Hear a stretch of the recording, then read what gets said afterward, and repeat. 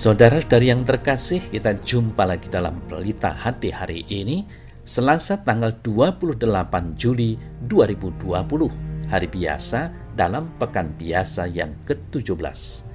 Bersama saya Romo Thomas Suratno SC dari Paroki Cilandak, Jakarta Selatan, mendengar dan merenungkan sabda Tuhan, yakni firman Tuhan yang tersurat di dalam Injil Matius, bab atau pasal 13, ayat 36 sampai dengan ayat 43. Pada suatu hari, Yesus meninggalkan orang banyak lalu pulang. Murid-muridnya datang dan berkata kepadanya, "Jelaskanlah kepada kami perumpamaan tentang lalang di ladang itu." Ia menjawab katanya, "Orang yang menaburkan benih baik ialah anak manusia, ladang ialah dunia. Benih yang baik itu anak-anak kerajaan dan lalang anak-anak si jahat. Musuh yang menaburkan benih lalang ialah iblis. Waktu menuai ialah akhir zaman dan para penuai itu malaikat. Maka seperti lalang itu dikumpulkan dan dibakar dalam api, demikian juga pada akhir zaman. Anak manusia akan menyuruh malaikat-malaikatnya dan mereka akan mengumpulkan segala sesuatu yang menyesatkan dan semua orang yang melakukan kejahatan dari dalam kerajaannya. Semuanya akan dicampakkan ke dalam dapur api. Di sanalah akan terdapat ratapan dan gertakan gigi. Pada waktu itulah orang-orang benar akan bercahaya seperti matahari dalam kerajaan Bapa mereka. Siapa bertelinga, hendaklah ia mendengar."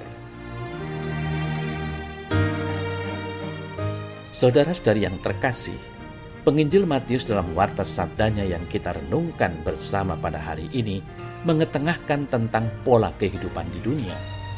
Pola kehidupan gandum dan pola kehidupan lalang. Gandum dianalogikan sebagai kehidupan yang baik dan bermasa depan, sedangkan lalang dianalogikan sebagai hidup yang menyimpang dan tidak bermasa depan. Di dalam ladang yang sama tumbuh gandum dan lalang.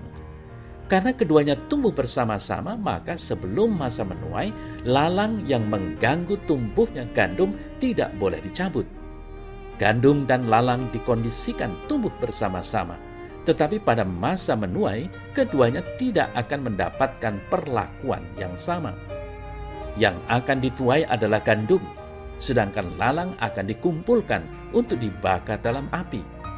Perumpamaan Yesus ini menekankan kerajaan sorga sehubungan dengan akhir zaman. Saudara-saudari yang terkasih, hal kerajaan sorga bagaikan seorang yang menaburkan benih yang baik di ladangnya. Yesus menekankan bahwa yang ditaburkan adalah benih yang terpilih, berkualitas, dan akan memberikan hasil yang memuaskan. Gandum adalah jenis makanan yang penting bagi Israel dan sering melambangkan kebajikan atau pemeliharaan Allah. Tetapi musuh sang penabur mencuri kesempatan di saat semua orang tidur untuk menabur benih lalang di antara benih yang baik itu. Iblis memang sengaja mengacaukan, bahkan menggagalkan rencana Allah. Iblis memilih benih lalang karena pada awal pertumbuhannya sangat mirip dengan gandum. Bila keduanya tumbuh bersama, sangat sulit dibedakan. Yang pasti adalah gandum tetap tumbuh sebagai gandum dan lalang tumbuh sebagai lalang. Tidak akan terjadi sebaliknya. Keduanya akan tampak jelas berbeda ketika musim menuai. Itulah sebabnya sang penabur melarang hamba-hambanya mencabut lalang pada saat pertumbuhan, karena kemungkinan besar gandumnya pun ikut tercabut.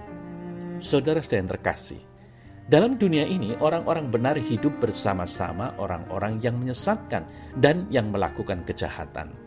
Secara kasat mata, sulit membedakan manakah yang sungguh-sungguh orang-orang benar dan yang sungguh-sungguh penyesat. Itulah sebabnya, untuk sementara waktu sampai Kristus datang, para penyesat dan pembuat kejahatan dibiarkan hidup bersama orang-orang benar. Namun, orang-orang benar harus bertahan sampai musim menuai dan akan muncul sebagai pemenang, bercahaya bagaikan matahari dalam kerajaan Bapa. Apa yang harus kita buat? Hendaknya kita mempertahankan kualitas gandum yang baik karena kita berasal dari benih yang baik. Akan menjadi percuma bila kita menyebut diri sebagai gandum di tangan penabur tetapi tidak menghasilkan apa-apa. Bila tidak menghasilkan apa-apa, maka kita tidak beda dengan lalang. Orang yang baik tidak akan menjadi lebih baik bila kebaikannya itu hanya untuk dirinya sendiri. Ia tidak beda dengan orang yang sesat dan melakukan kejahatan. Harus menjadi baik untuk orang lain dan dengan demikian kebaikan itu menyebar dan mempengaruhi yang lain untuk juga menjadi baik. Mari kita menjadi gandum yang baik karena penabur kita adalah yang maha baik.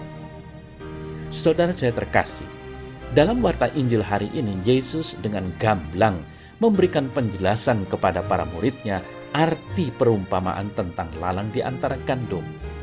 Tampaknya sekalipun sudah terbiasa mendengarkan berbagai cerita dan perumpamaan, bukan berarti bahwa para murid itu sudah terampil dalam memahami berbagai ajaran Tuhan Yesus. Para murid itu terkadang masih lamban dalam mengerti ajaran gurunya. Mereka ini masih sering bertanya lagi tentang ajaran-ajaran yang telah disampaikannya. Namun Tuhan Yesus tetap bersabar dan menjelaskan ulang. Saudara saya terkasih, bercermin dari warta Injil hari ini, kita bisa menimba dari Tuhan Yesus sendiri kekuatan baru untuk menjadi orang-orang yang sabar. Kita tidak perlu merasa rugi karena harus menjadi orang yang sabar. Kesabaran kita justru menjadi salah satu wujud kasih kita terhadap orang-orang di sekitar kita. Hidup dalam iman adalah perjuangan. Di dalam iman, kita mengetahui segala ajaran baik yang telah ditaburkan Tuhan dalam hati kita. Dibutuhkan perjuangan dalam pergulatan hidup untuk menjadikan benih itu tumbuh dan berkembang.